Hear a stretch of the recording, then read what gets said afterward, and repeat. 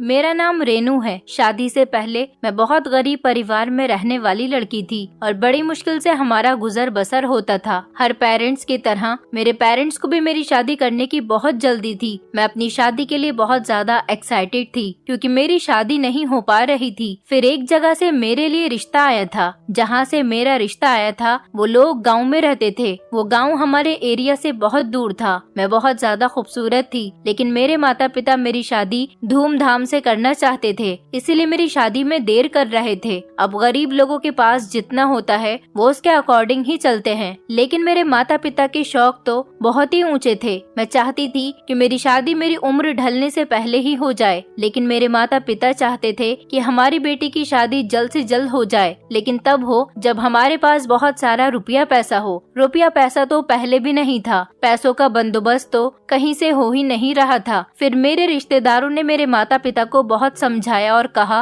कि पैसों के भरोसे रहोगे तो बेटी की उम्र निकल जाएगी, जो उसके भाग्य में होगा वो तो होना ही है, इसीलिए पैसों की ज्यादा फिक्र ना करो, लगे हाथों इसकी शादी कर दो। जब मेरे लिए गाँव से रिश्ता आया तो मैं उस गाँव में शादी नहीं करना चाहती थी, क्योंकि मैं खुद भी गाँव में रहती थी और गाँव के माहौल से मैं बहुत ज्यादा बोर हो गई थी। मेरी चाहत थी कि मेरी शादी शहर में हो, शहर के किसी पढ़े लिखे लड़के से हो, लेकिन शायद मेरे भाग्य में गाँव ही लिखा हुआ था। मेरे घर वालों ने कहा कि बहुत अच्छे लोग हैं, उनकी अपनी बहुत सारी भैंसें हैं और दूध बेचने का बिजनेस है। बस इसी तरह से मेरी शादी हो गई। जब मैं अपनी ससुराल आई तो मैंने देखा कि इस घर में सच में बहुत सारी भैंसें पल रही थी, जिनका ख्याल मेरे ससुर रखते थे। और हमारे घर में ही बैठक में एक दुकान बनी हुई थी जिसमें भैंस का प्योर दूध, दही, पनीर और देसी घी भी मिलता था। मैं बहुत ज्यादा खूबसूरत थी और मुझे पनीर बहुत पसंद था। मैं हमेशा पनीर की तरह तरह के डिशेस बनाकर खाती थी। मुझे खाना बनाना बहुत अच्छा लगता था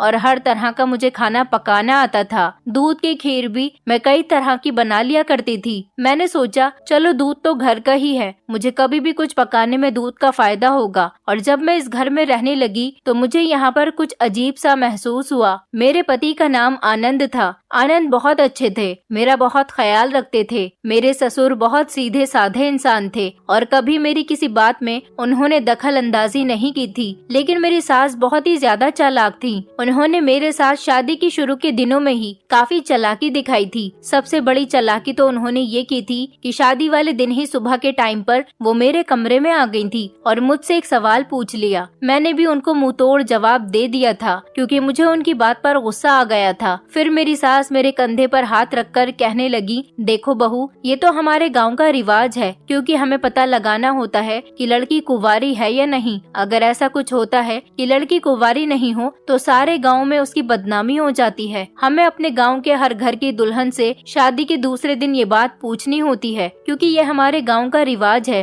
और ये सारी बात गांव के सारे लोग आपस में डिस्कस करते हैं। और तुम कुंवारी हो तो मुझे इस बात की बड़ी खुशी हुई। तुम बहुत ज्यादा खूबसूरत हो और खूबसूरत लड़कियों का दिमाग भटकने में ज्यादा देर नहीं लगती। मैं हैरान रह गई थी कि मेरी सास ये कैसी बेवकूफी भरी बातें कर रही थी, जब मुझ पर इल्जाम लगा रही थी। मुझे अपनी सास की ये बात बिल्कुल पसंद नहीं आई थी। मैंने उनकी शिकायत रात को ही अपने पति से कर दी। मेरे पति ने कहा, पागल, वो तुम पर इल्जाम नहीं लगा रही थी, यहाँ पर तो ये रस्म है, इस गाँव में ऐसा ही होता है। जबकि मुझे नहीं लगता था कि यहाँ ऐसी कोई रस्म होती होगी। ये लोग तो मुझे बेवकूफ बना रहे थे। फिलहाल मुझे इस बात की खुशी थी कि मैं कुंवारी हूँ। शाम को ही इस बात का सेलिब्रेशन किया गया था और मैं हैरान थी कि इस खुशी की वजह से सारे गांव में मिठाई बांटी गई थी। मेरे ससुर की सेहत बहुत अच्छी थी। शायद भैंसों का ध्यान रखने की वजह से वो काफी मजबूत शरीर के लग रहे थे। मेरे ससुर सुबह सुबह ही अपना काम शुरू कर देते थे।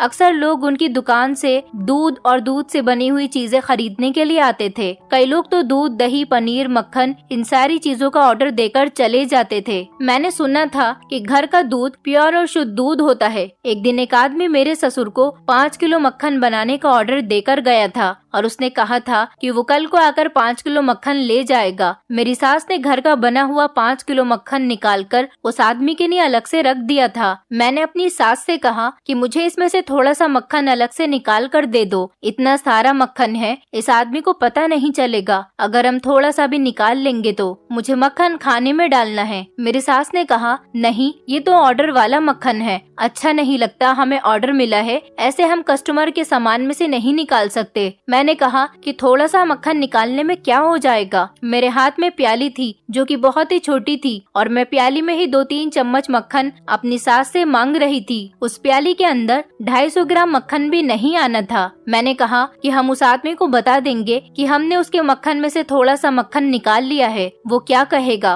5 किलो मक्खन में से अगर 1-2 चम्मच मक्खन हम निकाल भी लेंगे तो उसे कोई प्रॉब्लम नहीं होगी और फिर हम चोरी चुपके तो ये काम नहीं कर रहे, हम उसे बता देंगे। अगर वो चाहे तो थोड़े बहुत पैसे कम कर सकता है। मेरी सास ने कहा कि हम कस्टमर के साथ इस तरह की मनमानी नहीं करते। मैं हैरान रह गई थी कि मेरी सास के कहने का क्या मतलब है कि हम इस तरह की मनमानी नहीं करते। मतलब सारे गलत काम तो यहाँ पर होते हैं। कोई बड़ों का आदर करना नहीं जानता था, सब लोग झूठ बोलते थे। और फिर भी जब मैंने कह दिया कि हम कस्टमर को बता देंगे, फिर भी मेरी सास ने मुझे मक्खन नहीं लेने दिया था। एक दिन मैं और मेरे पति कमरे में बैठे हुए थे, रात का टाइम हो रहा था, जब अचानक से ही चीखने चिल्लाने की आवाज आने लगी। मेरे पति मुझसे बात कर रहे थे। मैंने अपने पति से कहा कि 1 मिनट खामोश हो जाओ, ये आवाजें कहाँ से आ रही हैं? लेकिन मेरे पति ने मेरी बात पर ध्यान नहीं दिया। मुझे फिर से ये आवाज आई और पता नहीं कहाँ से आवाज आ रही थी। मैं समझ गई थी कि ये आवाज हमारे घर में से ही आ रही है और ये किसी औरत के चीखने की आवाज है। तो मेरे पति कहने लगे कि किसी भी औरत की आवाज नहीं है, घर के सारे लोग इस टाइम पर सो रहे हैं, ये तुम्हारा वहम है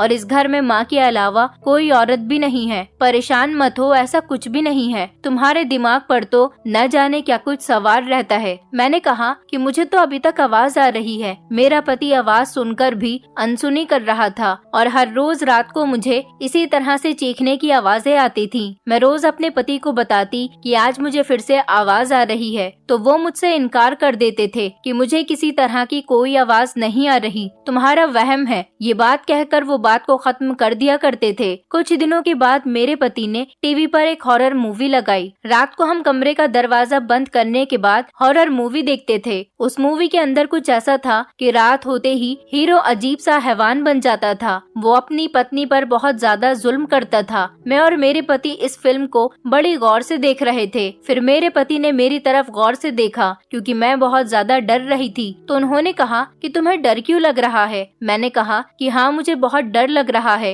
ये देखो क्या हो गया, हीरो अपनी पत्नी के साथ कितना हैवान बनकर उस पर जुल्म कर रहा है। जबकि मूवी के स्टार्टिंग में तो दिखाया गया था कि हीरो अपनी पत्नी से बहुत प्यार करता है और रात होते ही इसके अंदर न जाने किसकी आत्मा आ जाती है। मेरा पति कहने लगा कि ऐसा कुछ अगर तुम्हारे साथ हुआ तो तुम क्या करोगी? मैंने कहा कि आपका मतलब क्या है, ऐसा कैसे हो सकता है? मैंने हंसकर कहा कि आप भी इस तरह से हैवान बन जाओगे? उन्होंने कहा कि इस तरह से तो नहीं, लेकिन हो सकता है कि किसी दिन मुझे बहुत ज्यादा गुस्सा आ जाए और मैं इसी तरह तुम्हारे पीछे तुम्हें नुकसान पहुंचाने की कोशिश करूं। तो मैंने कहा कि इस तरह के हालात में कभी आने ही नहीं दूंगी। आपको भला मुझ पर गुस्सा क्यों आएगा? मैं कभी आपको गुस्सा नहीं होने दूंगी। मेरा पति सीरियस था और मैं इस बात को मजाक में टाल रही थी। मैंने कहा कि अगर आप कभी इस तरह से हैवान बन भी गए तो फिर जाहिर सी बात है मुझे तो यहाँ से भागना ही पड़ेगा। एक दिन मैंने अपनी सास से कहा कि घर में थोड़ा सा दूध पड़ा हुआ है, मुझे चाय बनानी है। मेरी बात सुनकर मेरी सास चौंक पड़ी थी। कहने लगी कि ये कौन सा टाइम है चाय पकाने का? मैंने कहा शाम का टाइम है और नॉर्मल सी बात है, शाम के टाइम पर किसी किसी का चाय पीने का मन करता है। मैं तो अपने मायके में चाय पिया करती थी और सुबह को दूध पीती थी। मेरी सास कहने लगी, नहीं, हमारे पास दूध नहीं है, हम सारा दूध दोपहर तक ही बेच देते हैं। आजकल बहुत ज्यादा महंगाई है, इसीलिए दूध का एक एक कतरा बेचकर तो हमारे घर का गुजारा हो रहा है। मैंने सोचा कि भला ये क्या बात हुई, नॉर्मल इंसान के घर में भी इतना दूध तो होता ही है कि शाम को या रात को चाय बन सके। और यहाँ तो मैं दूध वालों के घर में आ गई थी, लेकिन यहाँ मुझे एक बूंद दूध भी नहीं मिल रहा था। मेरे मायके में कितनी ही गरीबी क्यों न थी, लेकिन मैं सुबह को दूध पीती थी। मेरे घर पर शाम को और रात के टाइम पर पाबंदी से रोज चाय बना करती थी, क्योंकि हम सब लोग बहुत शौक से चाय पीते थे। मैंने अपनी चाय वाली आदत को सोच लिया था कि अब यहाँ पर खत्म करना ही होगा। मैं उदास होकर अपने कमरे में चली गई थी और बैठी हुई थी। मेरे पति कमरे में आए और कहने लगे, क्या बात है, जब से तुम्हारी शादी हुई है तुम बहुत ज्यादा कमजोर लगने लगी हो। मैंने कहा कि मैं इसीलिए कमजोर हो रही हूँ क्योंकि यहाँ पर मुझे ढंग से ना तो पीने के लिए चाय मिल रही है और ना ही सुबह को दूध मिल रहा है। मैं कमजोर तो हो चुकी हूँ और धीरे धीरे और ज्यादा कमजोर हो जाऊंगी। मेरे पति कहने लगे, क्यों, ऐसा क्या हुआ, ऐसा क्यों कह रही हो? मैंने कहा, मैं अपने घर में रोजाना सुबह को पेट भर कर दूध पिया करती थी और यहाँ पर मुझे पीने के लिए एक बूंद दूध भी नहीं मिल रहा, तो क्या फायदा हुआ मुझे आप लोगों के घर में शादी करके। जिस चीज का घर में कारोबार होता है उस चीज को बाहर से नहीं खरीदा जाता। लेकिन अब आप एक काम करो, मुझे बाहर से आधा किलो दूध ला दो जिससे मैं अपने लिए और आपके लिए चाय बना लूं, क्योंकि मेरे सर में बहुत दर्द हो रहा है, मुझे चाय की तलब लग रही है। ये सुनकर मेरे पति का मूड अजीब सा हो गया था। उन्होंने कहा कि नहीं, अगर माँ को पता चल गया तो वो गुस्सा करेंगी, क्योंकि हमारे घर पर सिर्फ सुबह में ही चाय बनती है। बाहर से अगर दूध लेकर आऊंगा तो पैसे खर्च हो जाएंगे। मैंने कहा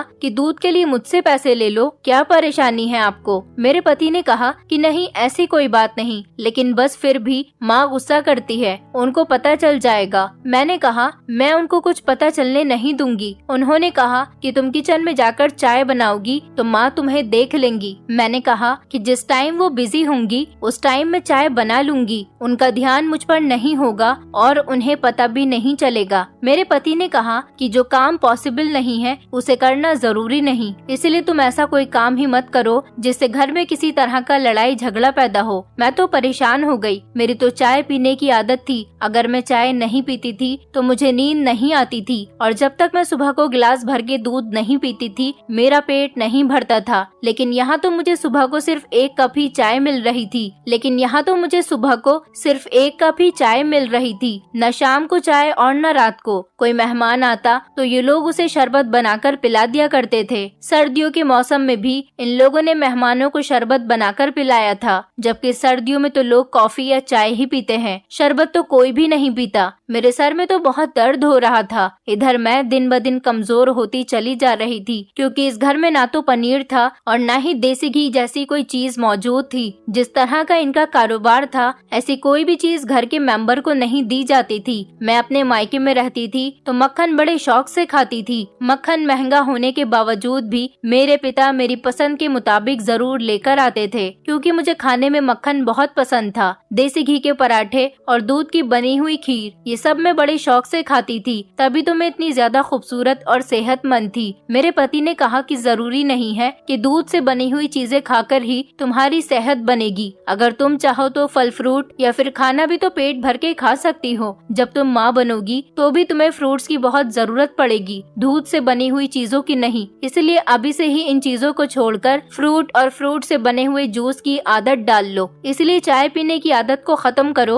और घर के कामों पर ध्यान दो। मेरे पास कोई रास्ता नहीं था, इसलिए मैं खामोश हो गई थी और जैसा इस घर में मुझे खाने को मिलता था वही खामोशी से खा लिया करती थी। जब मैं अपने मायके गई तो मैंने अपनी माँ से कहा कि मुझे बड़ा वाला मग भर के चाय बना दो, मेरे सर में बहुत ज्यादा दर्द हो रहा है। मेरी बात सुनकर माँ भी हैरान रह गई। कहने लगी कि ससुराल में तुम्हें चाय नहीं मिलती क्या, जो यहाँ पर बड़ा वाला मग भर के चाय मांग रही हो? और तुम इतनी ज्यादा कमजोर क्यों हो रही हो? क्या तुम्हें वहाँ पर ढंग से खाना नहीं मिलता? तुम दूध वालों के घर गई हो, क्या तुम्हें वहाँ पर दूध पीने के लिए नहीं मिलता? अब मैं अपनी माँ को क्या जवाब देती? मैंने अपने भाई को पैसे दिए और उससे कहा कि मुझे 1 किलो मक्खन, आधा किलो देसी घी और आधा किलो दूध लाकर दे दो, कि मैं इन सब चीजों को बड़ी सेफ्टी के साथ अपने कमरे की फ्रिज में रख दूंगी। अपनी सास से ये बात छुपाऊंगी, क्योंकि मेरा तो मक्खन और देसी घी खाए बिना गुजारा नहीं होता था। मैं खूबसूरत होने के साथ साथ अंदर से बहुत ज्यादा ताकतवर थी, क्योंकि मेरे पिता ने शुरू से ही मुझे ऐसी चीजें खिलाई थी। मैं उनकी इकलौती और लाडली बेटी थी, इसलिए वो मेरी मर्जी के मुताबिक मुझे हर चीज लाकर देते थे और मेरे खान पान में उन्होंने कभी किसी तरह की कोई कमी नहीं छोड़ी थी। तो ससुराल जाकर मैं अपनी सेहत पर ध्यान देना क्यों बंद कर दूं? ससुराल में इतना ज्यादा काम होता है, अगर मेरे अंदर कमजोरी आ गई तो मैं आगे चलकर बच्चे कैसे पैदा करूंगी? फिर मेरे अंदर ताकत कहाँ से आएगी? तभी अगले दिन कुछ ऐसा हुआ कि मैं हैरान रह गई। मेरी सास की तबीयत बहुत ज्यादा खराब हो गई और सुबह सुबह के टाइम ही शोर की आवाज आई। जब मैं उठी तो सास को अपनी बाइक पर बिठाकर मेरे पति उनको अस्पताल लेकर जा रहे थे। मैं हैरान रह गई थी कि मेरी सास को को क्या हो गया कि अचानक उनकी इतनी ज्यादा हालत खराब हो गई। मैं दरवाजे पर गई तो मेरे पति ने मुझसे कहा कि तुम पिताजी के साथ अस्पताल आ जाना। मैं माँ को लेकर अस्पताल जा रहा हूँ। मैं हैरान रह गई थी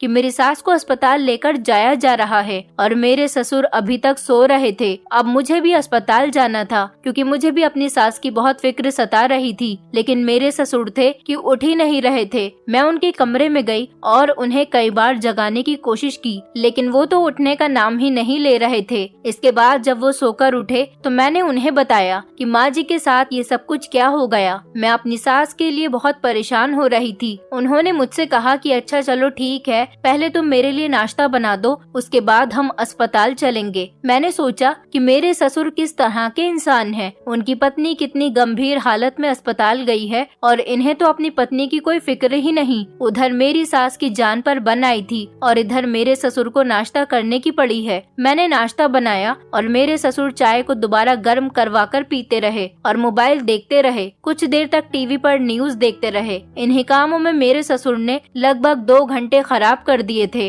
और फिर मेरी सास और मेरे पति घर वापस आ गए थे। मेरी सास को कोई ज्यादा गहरी चोट नहीं लगी थी, उनके सर पर चोट लगी थी और वो शायद बेहोश हो गई थी। उन्होंने कहा कि मेरा सर दरवाजे से लग गया था और उनकी गर्दन पर भी अजीब तरह के निशान थे। सर के निशान पर तो पट्टी बंधी हुई थी, लेकिन उनकी गर्दन के निशान मुझे साफ नजर आ रहे थे। अगर इंसान का सर किसी चीज से टकरा जाता है तो ये बात समझ आती है, लेकिन गर्दन तो कभी किसी चीज से टकरा नहीं सकती, क्योंकि गर्दन को तो सर बचा लेता है। गर्दन पर तो तब चोट लगती है जब डायरेक्ट गर्दन पर वार किया जाता है। जब मेरी सास घर में आई तो वो कुछ घबराई हुई सी लग रही थी। मैं कमरे में आई तो मैंने अपने पति से कहा कि क्या हुआ था माँ जी को, उनको इतनी ज्यादा चोट कैसे लग गई। मेरे पति ने कहा कि कोई बात नहीं, ऐसा तो पहले भी काफी बार हो चुका है। वो कहने लगे कि माँ बहुत ज्यादा लापरवाह है। मैंने सोचा कि मेरी सास लापरवाह कैसे हो सकती है, उन्हें घर की तो हर चीज का हिसाब रहता है कि कौन सी चीज कितनी है और कितनी खत्म हो चुकी है। भला जो औरत अपने घर की छोटी से छोटी चीज पर ध्यान रखती हो वो लापरवाह कैसे हो सकती है। ये दिन गुजर गया और अगले दिन मैंने देखा कि मैं जो अपने मायके से मक्खन, देसी घी और दूध जो लेकर आई थी वो मैंने अच्छी तरह से फ्रिज में रख दिया था। वो सारा सामान फ्रिज में अब मौजूद नहीं था।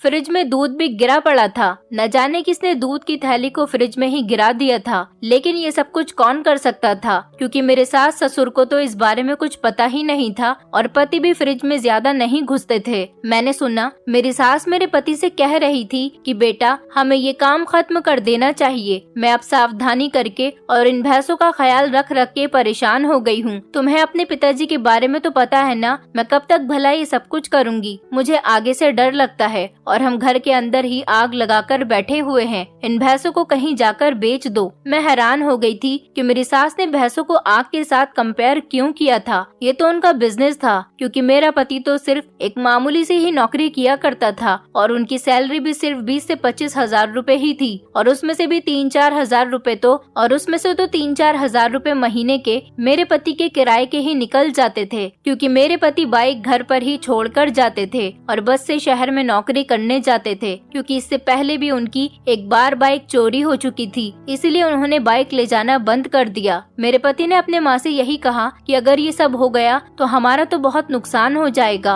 और हमारा गुजारा कैसे होगा। सारे मोहल्ले के लोग जानते हैं हमारी दुकान को, हमारी बहुत पुरानी दूध की दुकान है। मेरे सास ने अपने बेटे से कहा कि तुम्हें तो नुकसान और फायदे की पड़ी हुई है, ये नहीं पता कि तुम्हारे पिता को इस काम से। ये बात मेरी सास कह रही थी कि अचानक उनकी नजर मुझ पर पड़ गई, क्योंकि मैं उनकी बातें सुन रही थी और वो अपनी बातें अधूरी छोड़कर वहाँ से चली गई। तभी मेरे पति ने भी मुझे देख लिया और कहने लगे कि तुम हमारी बातें सुन रही हो। तो मैंने कहा कि नहीं, मैं तो बस आपको बुलाने के लिए आ रही थी। मेरे पति कहने लगे हाँ बताओ क्या काम है। मैंने कहा रात को बनाने के लिए सब्जी लाकर दे दो। उन्होंने कहा ठीक है ला दूंगा। ये कहकर मेरे पति घर से बाहर चले गए। मेरे पति बहुत परेशान नजर आ रहे थे और मुझे समझ नहीं आ रहा था कि मेरी सास को इन भैंसों से क्या परेशानी थी, जबकि भैंसों का ध्यान तो मेरे ससुर रखते थे। मेरी सास हर टाइम डरी सहमी सी रहती थी, न जाने उनके शरीर पर जख्म क्यों होते थे। और अब काफी दिनों से मैं नोटिस कर रही थी कि मेरे ससुर कमरे से बाहर ही नहीं निकल रहे थे, जबकि भैंसों का ख्याल भी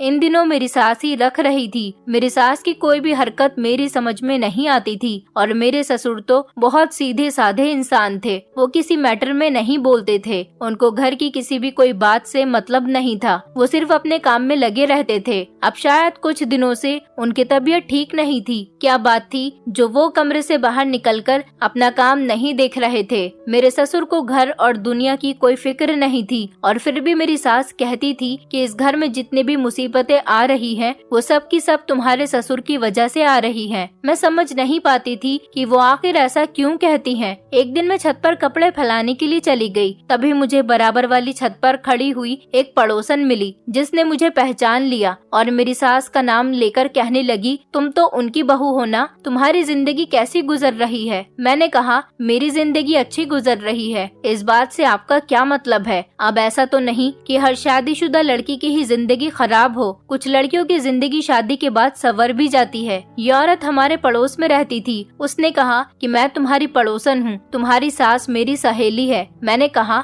आप मेरी सास की सहेली हो तो फिर हमारे घर पर क्यों नहीं आती। मैंने आपको अपनी शादी में देखा था, पड़ोसी होने के नाते आपका हक बनता है कि आपको घर पर भी आना चाहिए। वो कहने लगी, नहीं नहीं, हम तुम्हारे घर पर नहीं आ सकते। मैंने कहा, क्यों, आप हमारे घर पर क्यों नहीं आ सकती। उसने कहा, शादी तो तुम्हारी हॉल से हुई थी ना, इसलिए हम तुम्हारी शादी में आ गए थे, लेकिन हम तुम्हारे घर पर नहीं आ सकते। तुम्हारे घर पर इस मोहल्ले की कोई भी औरत नहीं आ सकती, बल्कि तुमने नोटिस किया होगा कि तुम्हारे घर पर कोई रिश्तेदार भी नहीं आता। मैंने कहा, ये क्या बात हुई भला, हमारे घर में ऐसी भी क्या बात है। उसने कहा, तुम घर में रहती हो, तुम्हें घर में रहते हुए कोई अजीब बात पता नहीं चली। मैंने कहा कि हाँ, कुछ छोटी छोटी बातें हैं जो मुझे बहुत अजीब लगती हैं। ये परिवार बहुत ही अजीब है, इस फैमिली का कोई सीक्रेट है जो ये लोग छुपा रहे हैं। तो उस औरत ने कहा कि अब मैं तुम्हें छत से क्या बताऊं, तुम्हारे घर का एक बहुत बड़ा राज है जो कि मोहल्ले के सारे लोग ही जानते हैं। मैं तुम्हें यहाँ पर शॉर्टकट में बता देती हूँ कि तुम अपने ससुर से बहुत दूर रहना। तुम्हारे ससुर के साथ कोई प्रॉब्लम है, ऐसा लगता है जैसे उस पर किसी आत्मा का साया है, लेकिन एक बात याद रखना कि इस सब की वजह तुम्हारी सास ही है। मैंने कहा कि आप मुझे कंफ्यूज क्यों कर रही हो, मुझे आपकी कोई भी बात समझ नहीं आ रही। उन्होंने कहा कि मुझे माफ कर दो बहू, तुम अपने काम से काम रखो, मैं तुम्हें यहाँ से कुछ नहीं बता सकती। भला खुले आसमान के नीचे मैं भूत प्रेत की बातें नहीं करना चाहती। मैं अगर तुम्हें कुछ बताऊंगी भी तो शायद तुम यकीन भी नहीं करोगी। तुम्हें अगर इस बात का पता लगाना है तो तुम एक काम करना, तुम अपने ससुर की दुकान से थोड़ा सा दूध ले लेना और उसे किसी ऐसी जगह पर रख देना जहाँ पर उस दूध को सब लोग देख सके।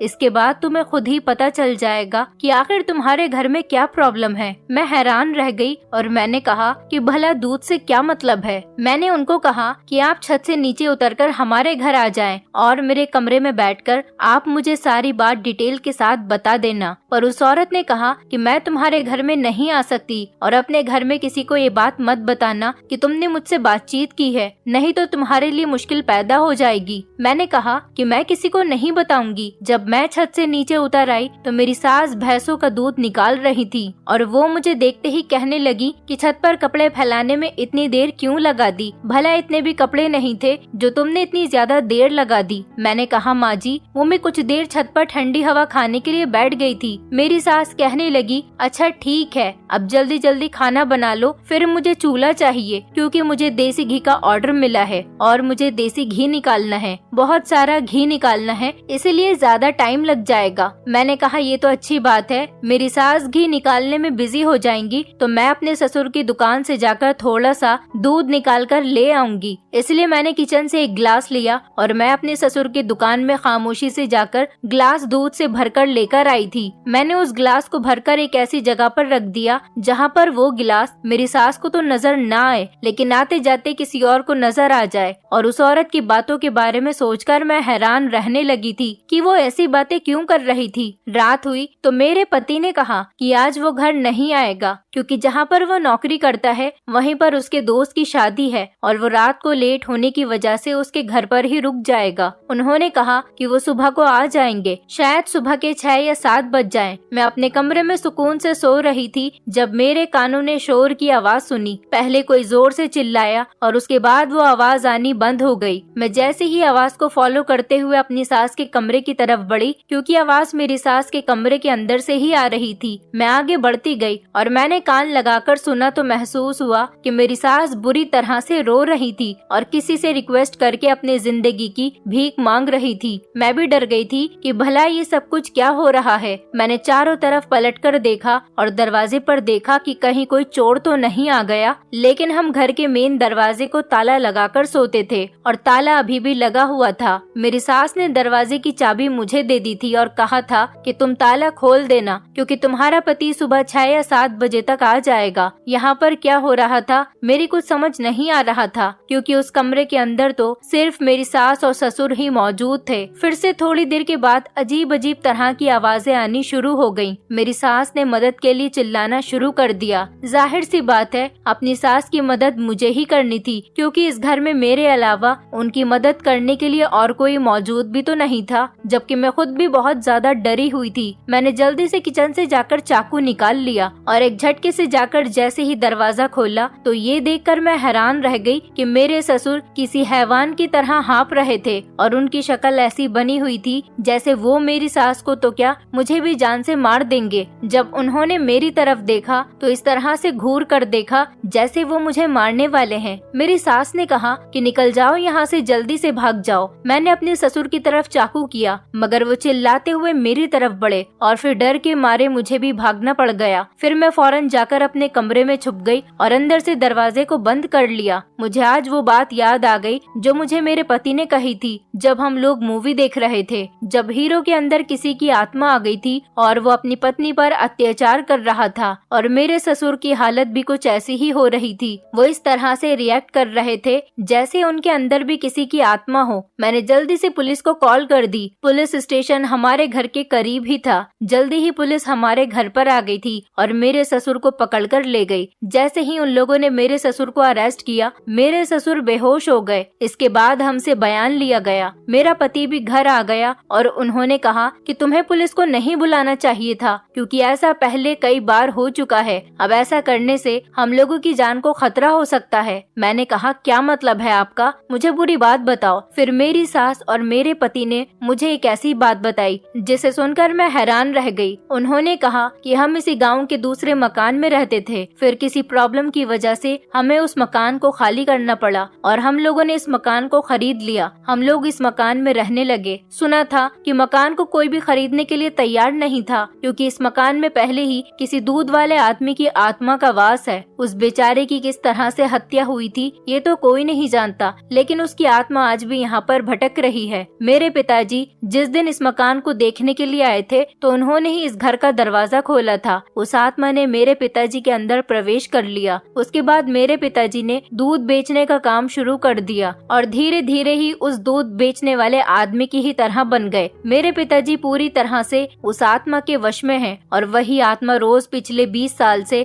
मेरे पिता को रात के टाइम पर हैवान बना देती है। सुना था कि उस आदमी को उसकी पत्नी ने रात के टाइम पर मार दिया था। जब से उस आदमी की आत्मा मेरे पिता के अंदर आई है, तभी से वो आत्मा मेरी माँ पर अपना बदला निकालती है। हर रात मेरे पिताजी माँ को दरिंदों की तरह मारते हैं और मेरी माँ सब्र करती है, क्योंकि आत्मा किसी और की है लेकिन शरीर तो मेरे पिता का ही है और हम अपने पिता के शरीर को कोई नुकसान नहीं पहुँचाना चाहते, क्योंकि मेरे पिता बहुत अच्छे इंसान हैं। उन्होंने हमेशा औरत की इज्जत की है, लेकिन जिस इंसान की आत्मा मेरे पिता के अंदर है, जब से उसकी मौत हुई है तब से ही उसने अपनी पत्नी की इज्जत करना छोड़ दिया, क्योंकि किसी वजह से उसकी पत्नी ने उसे बहुत दर्दनाक मौत दी थी और मेरे पिताजी पूरी तरह से उस दूध वाले आदमी की तरह बन गए। ये बात सबको पता है कि मेरे पिताजी भूत हैं, इसलिए हमारे घर पर कोई नहीं आता, जबकि दूध सब खरीदते हैं, क्योंकि हमारे घर का शुद्ध दूध होता है। जिसकी आत्मा है वो इंसान बहुत ईमानदार है और बहुत ईमानदारी और मेहनत के साथ अपना काम करता है। पहले तो मुझे अपने पति की बातें सुनकर विश्वास नहीं हो रहा था।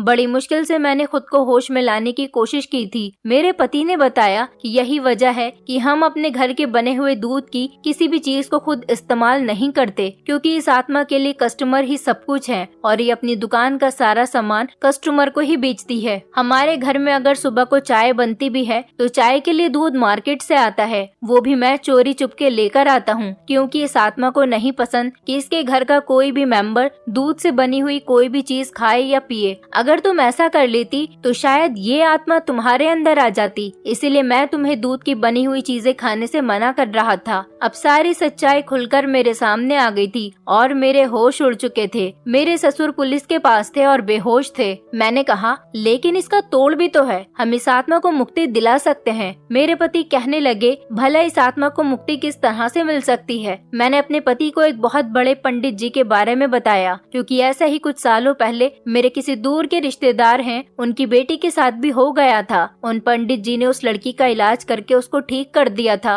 और इसी तरह से उस आत्मा को मुक्ति मिल गई थी। मैंने अपने पापा को कॉल करके उनका नंबर ले लिया और अपने ससुर को भी छुड़वा लिया। हमने पुलिस से कह दिया था कि हम अपना केस वापस ले लेते हैं और मेरे पति ने अपने पिता को कमरे में बंद कर दिया, क्योंकि हमें पंडित जी के घर आने का इंतजार था। और अब वो पंडित जी हमारे घर पर आ गए। उन्होंने हमारे घर हवन किया और उस आत्मा की शांति के लिए मेरी सास और मेरे पति ने प्रार्थना की। इसी तरह से वो आत्मा मेरे ससुर के शरीर को छोड़कर चली गई और पंडित जी के हवन की ताकत ने उस आत्मा का वास भी हमारे घर से खत्म हो गया। फिर मेरे ससुर बिल्कुल ठीक हो गए और उन्होंने मेरी सास पर हाथ उठाना भी बंद कर दिया, लेकिन अभी भी वो अपना दूध वाला काम ही करते हैं। कभी कभी तो मुझे अपने ससुर से डर लगता है। सोचती हूँ कि कहीं वो पहले वाले ही न बन जाएं। पहले तो दिन में मेरे ससुर खुश रहते थे, रात में ही उनके अंदर वो आत्मा अपना काम करना शुरू करती थी, जब बंद कमरे के अंदर मेरे सास ससुर अकेले होते थे। फिर धीरे धीरे मेरा ससुराल बिल्कुल ठीक हो गया, क्योंकि अब वो हैवान नहीं रहा। अब उनसे दूध बेचने वाला काम आत्मा नहीं करवाती, बल्कि वो खुद ही करते हैं। मेरे पति और सास ने मेरा बहुत शुक्रिया किया, क्योंकि जो पंडित जी हमारे घर आए थे वो बहुत जाने माने पंडित जी थे। इसी तरह से अब हम सब लोग एक साथ मिलकर बहुत अच्छी जिंदगी गुजार रहे हैं और एक दूसरे के साथ बहुत खुश हैं। मेरे दिल को भी सुकून मिल गया, क्योंकि मेरे सास ससुर के बीच अब जो प्रॉब्लम थी वो खत्म हो गई। भगवान उस इंसान की आत्मा को शांति दे जिसे इस घर में 20 साल पहले बेदर्दी से मार दिया गया था। दोस्तों, उम्मीद करती हूँ आपको हमारी कहानी पसंद आई होगी। कहानी पसंद आई है तो वीडियो को लाइक करें, चैनल पर नए हैं तो चैनल को सब्सक्राइब करें और हाँ, नोटिफिकेशन बेल को जरूर दबाएं ताकि अगली अपडेट सबसे पहले आपको मिले।